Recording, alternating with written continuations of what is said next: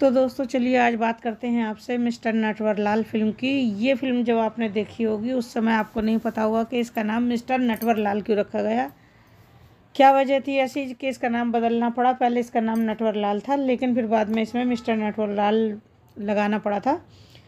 तो हुआ क्या था कि देखिए, बॉलीवुड इंडस्ट्री में यूँ तो पिछले कुछ समय से बायोग्राफी फ़िल्में बनाने की होड़ सी लगी हुई है, एक ट्रेंड सा चला हुआ है।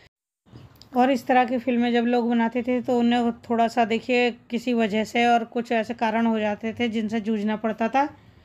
तो ये हम बात कर रहे हैं मिस्टर नटवरलाल की। तो जब ये फ़िल्म बन रही थी, कहानी पटकथा से किसी का कोई सरोकार ना भी हो, लेकिन इसके बावजूद भी लोग जो हैं ऐसी फ़िल्म बनने पर जिसमें उसका अगर नाम भी आ रहा है तो वो ऐतराज़ कर जाते हैं। तो ऐसा ही एक किस्सा हुआ था मिस्टर नटवरलाल में। अमिताभ बच्चन की फ़िल्म मिस्टर नटवरलाल देखिए, वैसे तो एक ठग पर आधारित कहानी थी जिसका नाम नटवरलाल था, लेकिन फ़िल्म का नाम नटवरलाल रखे जाने पर जिस ठग जो ओरिजिनल ठग था, असली ठग था नटवरलाल, उसने बहुत ज़्यादा बवाल काटा था। फ़िल्म का नाम रखे जाने पर उसने बहुत बवाल किया और कहा जाता है कि जब उसे पता चला था कि उसके नाम पर अमिताभ बच्चन की फ़िल्म का नाम रखा गया है तो ये बात उसे हजम ही नहीं हुई। उसने अपने वकील की मदद से फ़िल्म के मेकर्स को, देखिए एक फ़िल्म के जो मेकर्स हैं उनके पास इन्होंने एक लीगल नोटिस भेजा और उनसे कहा कि वो उनका नाम इस तरीके से नहीं रख सकते। उन्होंने नोटिस के साथ साथ उस फ़िल्म का नाम बदलने की भी गुजारिश की थी, यानी उस फ़िल्म का नाम बदलने तक की कही थी, उनसे मांग रख दी थी। तो जब फ़िल्म मेकर ने ये सब कुछ देखा, वो लोग नहीं चाहते थे कि फ़िल्म को लेकर कोई खामखा का बवाल हो, तो उन्होंने फ़िल्म का नाम बदलकर मिस्टर नटवरलाल रख दिया था। नटवरलाल 1969 में बनी फ़िल्म थी। इसमें अमिताभ बच्चन को एक सीन शूट करने के लिए 30 फुट की चट्टान से छलांग लगाते हुए दिखाया गया था और ये सब कुछ बॉडी डबल नहीं था और कोई डुप्लीकेट सीन नहीं था। इसमें अमिताभ बच्चन को ऊपर से छलांग ही लगानी पड़ी थी। अमिताभ बच्चन ने अपने इंस्टाग्राम पोस्ट में 1969 की फ़िल्म मिस्टर नटवरलाल के सेट पर 30 फुट की छलांग लगाते हुए एक तस्वीर भी साझा की है, आप लोगों ने अगर देखी होगी। फ़िल्म के बारे में देखिए, हम आपको एक बात और बताते हैं कि इसमें अमिताभ बच्चन ने एक गाना गाया था बच्चों के साथ और इस गाने का आइडिया भी आनंद बख्शी ने दिया था। उन्होंने बताया कि अगर कोई शख्स बच्चों के साथ बैठकर गाना गा रहा है तो वो गाना प्लेबैक सिंगर से गवाने में मज़ा नहीं आएगा। उस गाने का असली भाव तब आएगा जब पर्दे पर दिख रहा एक्टर अपनी आवाज़ में उसे गाए। अब आनंद बख्शी ने कहा कि हमें एक गाना बच्चों के साथ बनाना चाहिए और उसे अमिताभ बच्चन से गवाना चाहिए। फिर क्या था, सारी बहस यहीं ठहर गई। आनंद बख्शी ने एक ही सीटिंग में दूसरा गाना मेरे पास आओ मेरे दोस्तों एक किस्सा सुनो ये भी लिख डाला।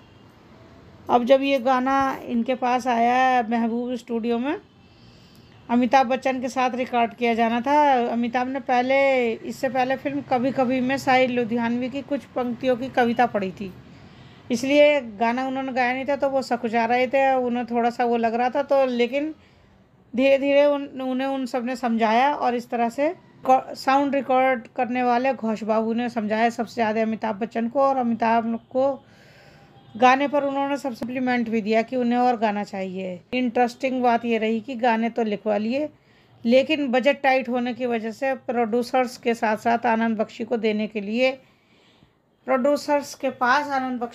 के लिए पैसे नहीं थे।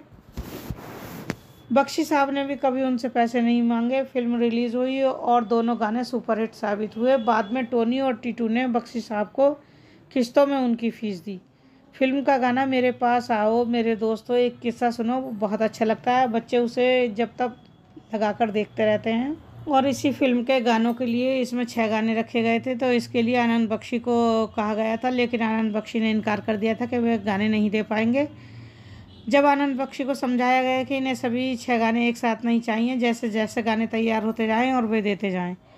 उन दिनों देखिए रिकॉर्डिंग स्टूडियो रातों रात बुक नहीं होते थे, हफ्तों पहले बुक करना पड़ता था। किसी को कुछ पता नहीं था कि बख्शी साहब कब गाने देंगे, इसलिए रोशन ने जैसे तैसे एक स्टूडियो बुक कर लिया ताकि जैसे लिरिक्स आए फटाक से गाने की रिकॉर्डिंग हो सके। हमेशा की तरह बख्शी साहब शाम के 6 बजे अपनी 1964 की मॉडल फिएट से राजेश रोशन के घर पहुंचे, मुंह में पान और हाथ में अपनी 555 सिगरेट की डिब्बी लिए हुए। वो अपनी जगह पर बैठे सिगरेट जलाई और कुछ गुनगुनाने लगे।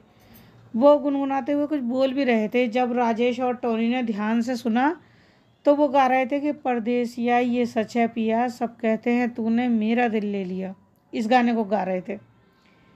अब सब कहते हैं कि ये लिरिक्स ही नहीं, जिस धुन में वो गुनगुना रहे थे वो भी बहुत शानदार थी। बस ये सुनने की देर थी कि राजेश रोशन एक्साइटेड हो गए। आनंद बख्शी ने पिछले 15 मिनट में वो गाना पूरा लिखा और अगले 15 मिनट में राजेश ने उन लिरिक्स को धुन में पिरो दिया। इस तरह देखिए ये मिस्टर नटवर लाल का सबसे हिट गाना परदेसिया ये सच है पिया आधे घंटे में बनकर तैयार हो गया था।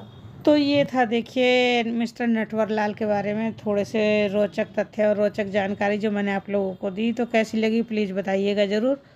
और अगर आपको मेरी वीडियो अच्छी लगी हो तो प्लीज़ लाइक कीजिए, शेयर कीजिए और सब्सक्राइब कीजिए मेरे चैनल को। और इसी तरह बने रहिए। चलिए मिलते हैं आपसे अगली वीडियो में, तब तक के लिए नमस्कार।